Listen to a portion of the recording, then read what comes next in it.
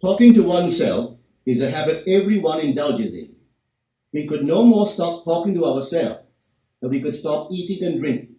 All that we can do is control the nature and the direction of our inner conversation. Most of us are totally unaware of the fact that our inner conversations are the causes of the circumstances of our life. We are told that as a man thinketh in his heart, so is he. But do we know that man's thinking follows the tracks laid down in his own inner conversations? To turn the tracks to which he is guided in the direction in which he wants to go, he must put off his former conversation, which is called in the Bible the old man, and be renewed in the spirit of his mind. Speech is the image of mind. Therefore, to change his mind, he must first change his speech. By speech is meant those mental conversations we carry on with ourselves. The world is a magic circle of infinite possible mental transformations, for there are an infinite number of possible mental conversations. When man discovers the creative power of inner talking, he will realize his function and his mission in life. Then he can act to a purpose. Without such knowledge, he acts unconsciously. Everything is a manifestation of the mental conversations which go on in us without our being aware of them. But as civilized beings, we must become aware of them and act with a purpose. A man's mental conversations attracts his life. As long as there is no change in his inner talking, the personal history of the man remains the same. To attempt to change the world before we change our inner talking is the struggle against the very nature of things. Man can go round and round in the same circle of disappointments and misfortunes, not seeing them as caused by his own negative inner talking, but as caused by others. This may seem far-fetched, but it is a matter which lends itself to research and experiment. The formula the chemist illustrates is not more certainly provable than the formula of this science by which words are clothed in objective reality. One day a girl told me of her difficulties in working with her employer. She was convinced that he unjustly criticized and rejected her very best efforts.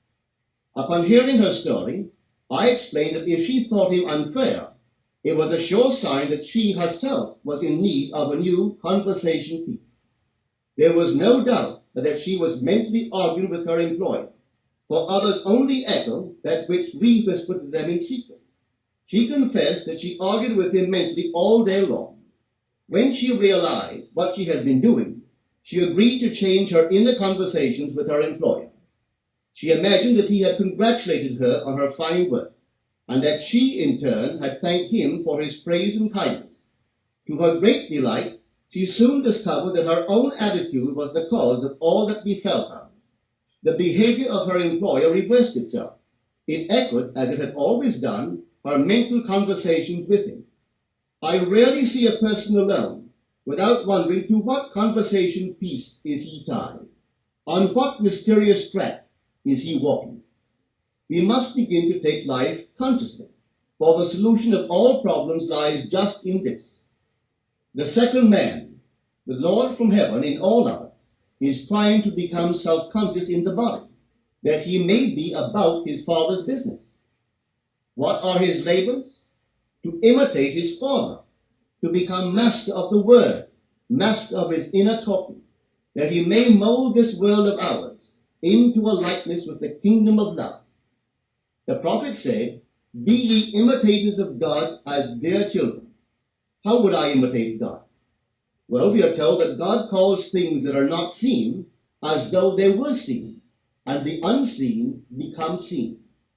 This is the way the girl called forth praise and kindness from her employer.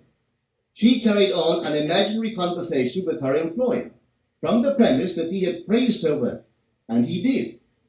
Our inner conversations represent in various ways the world we live in. Our individual worlds are self-revelations of our own inner speech. We are told that every idle word that men shall speak, they shall give account thereof. For by their words they shall be justified, and by their words they shall be condemned. We abandon ourselves to negative inner talking, yet expect to retain command of life. Our present mental conversations do not recede into the past as man believes. They advanced into the future to confront us as wasted or invested words. My word, said the prophet, shall not return unto me void, but it shall accomplish that which I please, and it shall prosper in all the things whereto I send it. How would I send my word to help a friend? I would imagine that I am hearing his voice, that he is physically present, that my hand is on him. I would then congratulate him on his good fortune, tell him that I have never seen him look better. I would listen as though I heard him.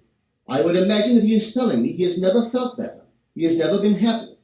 And I would know that in this loving, knowing communion with another, a communion populous with loving thoughts and feelings, that my word was sent, and it shall not return unto me void, but it shall prosper in the thing whereto I sent it. Now is the accepted time. Now is the day of salvation. It is only what is done now that counts, even though its effects may not be visible until tomorrow. Be called not aloud, but by an inner effort of intense attention. To listen attentively, as though you heard, is to create. The events and relationships of life are your word made visible. Most of us rob others of their willingness and their ability to be kind and generous by our fixed attitudes towards them. Our attitudes unfold within us in the form of mental conversation. Inner talking from premises of fulfilled desire is the way to consciously create circumstances. Our inner conversations are perpetually outpictured all around us in happenings. Therefore, what we desire to see and hear without, we must see and hear within. For the whole manifested world goes to show us what use we have made of the word. If you practice this art of controlled inner speaking, you too will know what a thrill it is to be able to say, and now I have told you before it come to pass, that when it is come to pass, ye might believe. You will be able to consciously use your imagination to transform and channel the immense creative energies of your inner speech from the mental, emotional level to the physical level. And I do not know what limits, if any, there are to such a process. What is your aim? Does your inner talking match it? It must, you know. If you would realize your aim, or as the prophet asked, can two walk together except they be agreed? And of course the answer is no, they cannot. The two who must agree are your inner conversation and the state desired. That is, what you desire to see and hear without, you must see and hear within. Every stage of man's progress is made by the conscious exercise of his imagination, matching his inner speech to his fulfilled desire. As we control our inner talking, matching it to our fulfilled desires, we can lay aside all other processes. Then we simply act by clear imagination and intention. We imagine the wish fulfilled and carry on mental conversations from that premise. The right inner speech is the speech that would be yours were you to realize your ideal. In other words, it is the speech of fulfilled desire. Now you will understand how wise the ancient was when he told us in the Hermetica. There are two gifts which God has bestowed upon man alone and on no other mortal creature. These two are mind and speech, and the gift of mind and speech is equivalent to that of immortality. If a man uses these two gifts rightly, he will differ in nothing from the immortals. And when he quits his body, mind and speech will be his guides, and by them he will be brought into the troop of the gods and the souls that have attained to bliss. With the gift of mind and speech, you create the conditions and circumstances of life. In the beginning was the Word, and the Word was with God, and the Word was God. The Word, said Hermes, is Son, and mind is Father of the Word. They are not separate one from the other, for life is the union of word and mind. You and your inner talking or word are one. If your mind is one with your inner conversation, then to be transformed in mind is to be transformed in conversation. It was a flash of the deepest insight that taught Paul to write, put off the former conversation, the old man, which is corrupt, and be renewed in the spirit of your mind. Put on the new man. Put on the new man and be renewed in the spirit of your mind, is to change your inner conversation, for speech and mind are one. A change of speech is a change of mind. The prophet Samuel said, "The Lord spake by me, and his word was in my tongue." If the Lord's word was in the prophet's tongue, then the Lord's mouth that uttered the word must be the prophet's mind. For inner conversations originate in the mind and produce little tiny speech movements in the tongue. The prophet is telling us that the mouth of God is the mind of man, that our inner conversations are the word of God, creating life about us as we create it within ourselves. In the Bible, you are told that the word is very near to you, in your mouth and in your heart, that you may do it. See, I have set before you this day life and good, death and evil, blessings and curses. Choose life. The conditions and circumstances of life are not created by some power external to yourself.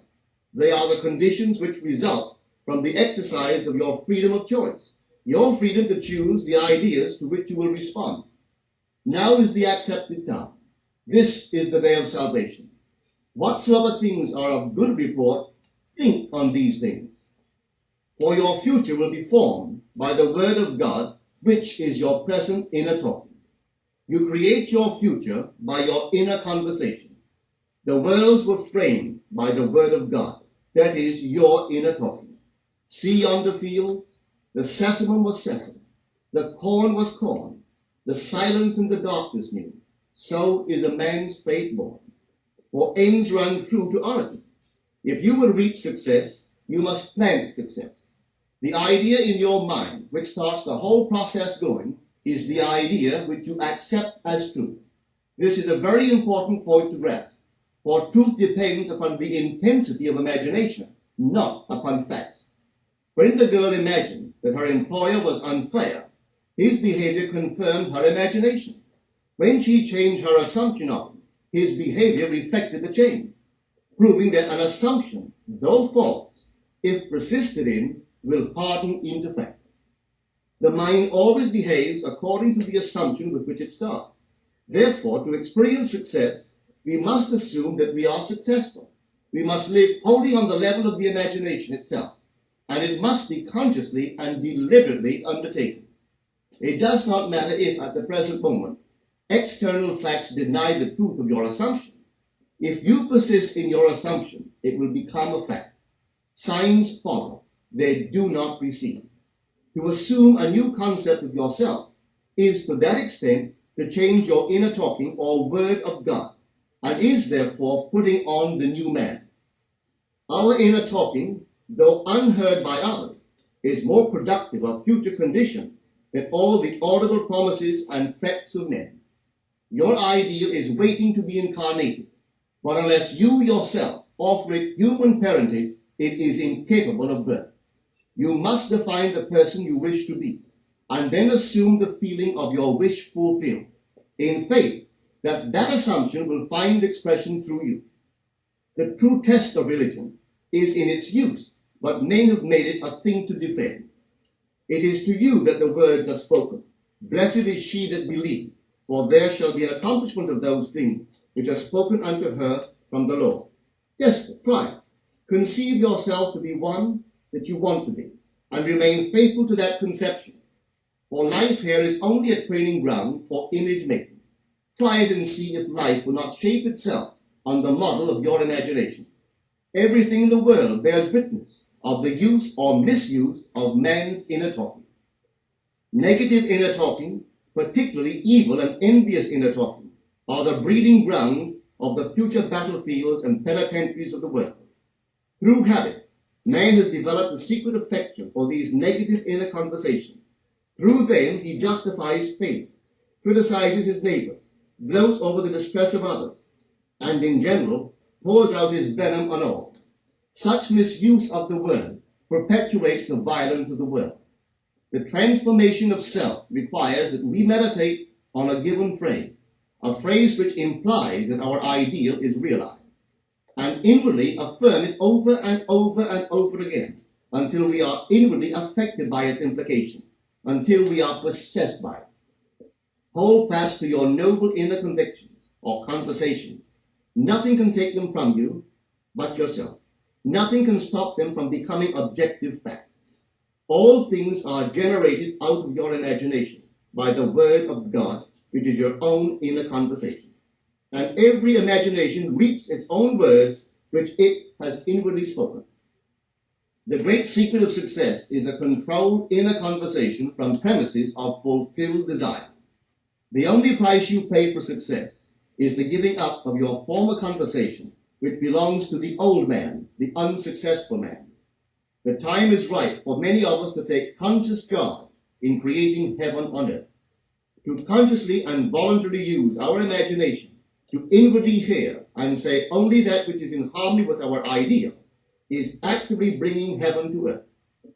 Every time we exercise our imagination lovingly on behalf of another, we are literally mediating God to that one.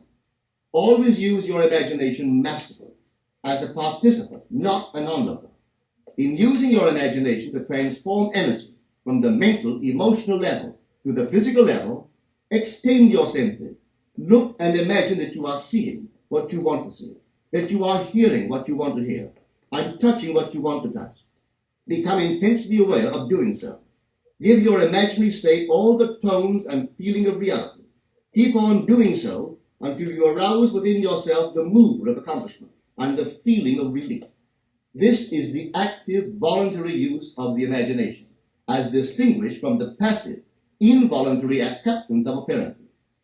It is by this active, voluntary use of the imagination that the second man, the Lord from heaven, is awakened in man. Men call imagination a plaything, the dream faculty, but actually it is the very gateway of reality. Imagination is the way to the state desired. It is the truth of the state desired and the life of that state desired. Could you realize this fully, then would you know that what you do in your imagination is the only important thing. Within the circle of our imagination, the whole drama of life is being enacted over and over again. Through the bold and active use of the imagination, we can stretch out our hand and touch a friend 10,000 miles away and bring health and wealth to the parched lips of his being.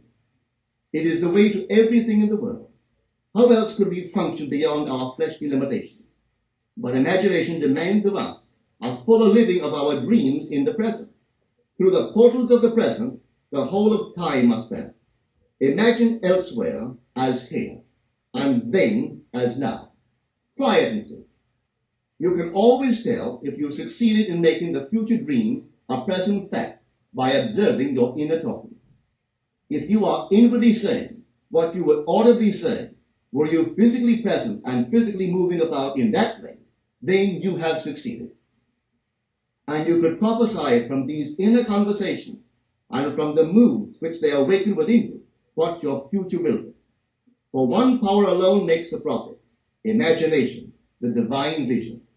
All that we meet is our word made visible, and what we do not now comprehend is related by affinity to the unrecognized forces of our own inner conversation and the moods which they arouse within us.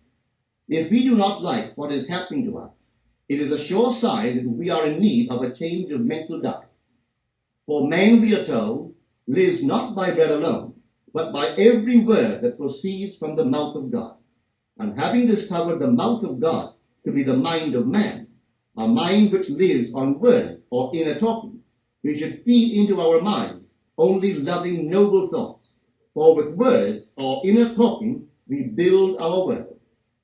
Let love's lordly hand raise your hunger and thirst to all that is noble and of good report, and let your mind starve ere you raise your hand to a cup love did not fill, or a bowl love did not bless, that you may never again have to say, what have I said?